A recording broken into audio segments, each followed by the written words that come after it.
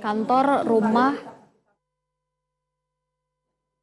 Ya, kita sudah masuk di segmen terakhir, pemirsa. Kalau pada saat off-air tampaknya lebih seru begitu ya perbincangannya, karena ini memang salah satu penyakit yang masuk dalam kategori yang menjadi pembicaraan di publik. Saya ke Mbak Tika terlebih dahulu. Apa yang sudah bisa dilakukan begitu ya untuk mengantisipasi agar kejadian yang di masa lalu tidak terulang kembali untuk keluarga khususnya, Mbak Tika?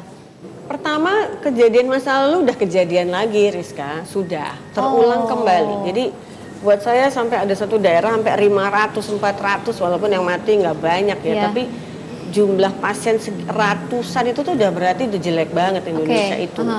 Jadi saya sih sebenarnya menghimbau teman-teman PKK Jumantik turun lagi deh, pada deh, udah nggak usah mikirin duit, turun lagi langsung semuanya seluruh Indonesia gitu ya. Terutama Bengkulu, Sumatera Selatan, Jawa Timur, kalau nggak salah ada Jawa Tengah juga nggak salah ya. Yang parah-parah juga Depok, juga Jakarta Timur, Mbak Wid. Itu juga menurut saya harus turun. Udah. Harus cepat begitu ya, harus dan, segera kondisinya sekarang. Udah nggak bisa lagi diam-diam, dan terutama kantor-kantor tadi Mbak Widi bilang ya, termasuk studio MNC menurut saya harus cek juga karena biasanya kantor-kantor tuh ignorant.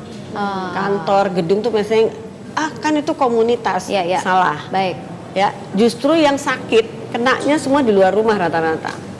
Gitu. Kalau dari Dr. Widya Stuti, apa yang bisa kita lakukan mungkin di rumah, di kantor, selain dari 3M tadi, menguras, menutup, mendaur ulang. Nah, apalagi? Nah, daur ulang yang harus diwaspadai.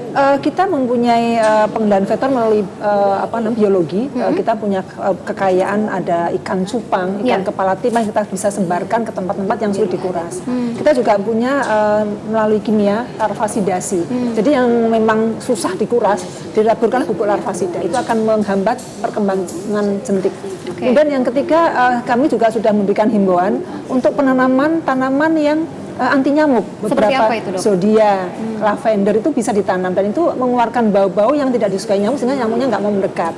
Kemudian kami di DKI Jakarta sejak tahun 2004 sudah ada peraturan, ada surat edaran gubernur bahwa minimal 1 RT 1 kader Jumantik.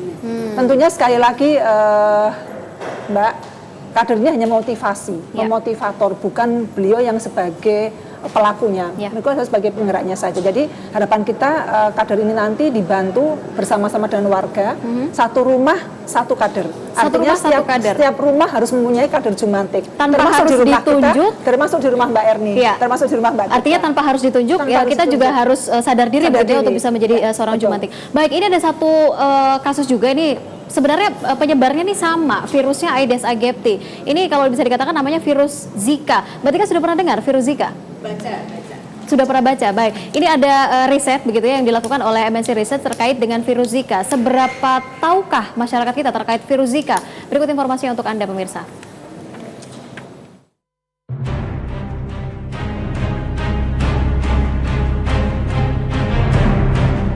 Akhir-akhir ini dunia tengah dihebohkan dengan penyakit Zika. Indonesia sendiri memang baru pertama kali ditemukan kasus penyakit Zika yang menjangkit seorang pria di Jambi pada akhir 2014 lalu. Namun ternyata sebagian besar masyarakat tidak tahu banyak informasi tentang virus Zika. Hasil jajak pendapat Indonesia Research Center menunjukkan bahwa pemahaman masyarakat Indonesia terkait virus Zika sangat rendah. Hal ini diketahui setelah melalui jajak pendapat dari 397 responden di 10 kota Indonesia, hanya 39% responden yang mengaku pernah mendengar virus Zika. Salah satu penyebab timbulnya penyakit ini adalah nyamuk Aedes aegypti, yang juga menjadi penyebab penyakit demam berdarah. Sementara untuk membedakannya, perlu dilakukan pemeriksaan, namun hal ini tidak banyak diketahui masyarakat. Hanya 26% warga yang tahu bahwa nyamuk penyebab virus Zika adalah sama dengan penyakit demam berdarah. Hingga kini virus Zika belum memiliki obat. Dari 39% warga yang tahu tentang virus Zika, hanya 21% yang tahu cara mencegahnya.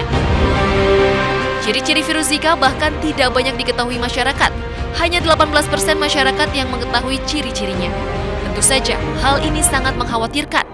Kondisi ini menjadi pekerjaan rumah bagi pemerintah untuk lebih memperkenalkan virus Zika kepada masyarakat. Ya, Ya, ternyata sebagian besar masyarakat masih belum mengetahui begitu ya terkait dengan virus Zika ini seperti apa, ciri-cirinya seperti apa, dan bentuk penanganannya seperti apa. Ini adalah salah satu yang harus diwaspadai karena informasinya virus Zika sudah memasuki wilayah Indonesia. Betul, Dokter Eni?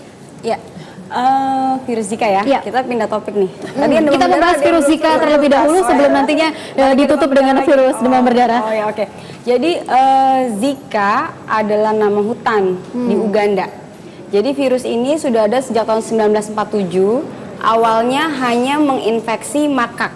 Makak itu adalah kera ekor panjang, sama seperti Plasmodium knowlesi yang ditemukan di malaria, itu salah satu yang baru. Itu ada juga di makak, kera ekor panjang. Kita punya tuh makak juga di sini, tapi ini di Afrika ya. Tahun 1947. Di hutan itu ada Aedes juga, tapi Albopictus berbeda. Tapi satu family dengan Aedes aegypti yang punya di manusia. Jadi ada potensi nih satu grup ini nyamuk untuk kemudian mentransmisikan virus Zika ini. Jadi dia termasuk flavivirus, satu kelompok sama demam berdarah atau virus demam berdarah, satu kelompok sama virus chikungunya. Jadi satu family. Kalau satu family artinya kemungkinan gejalanya bisa mirip-mirip. Nah, kapan pertama kali diidentifikasi di manusia? Pertama kali diidentifikasi di manusia tuh 20 tahun setelah tahun 47. Jadi sekitar late or early 70.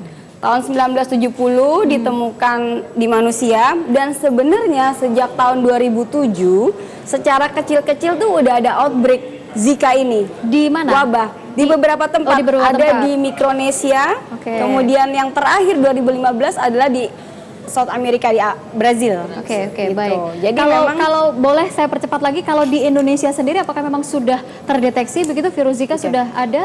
Jadi studi tentang demam, apa saja penyebab demam di Indonesia itu banyak sekali yang melakukan. Dan salah satunya adalah lembaga biomolekuler Eijkman.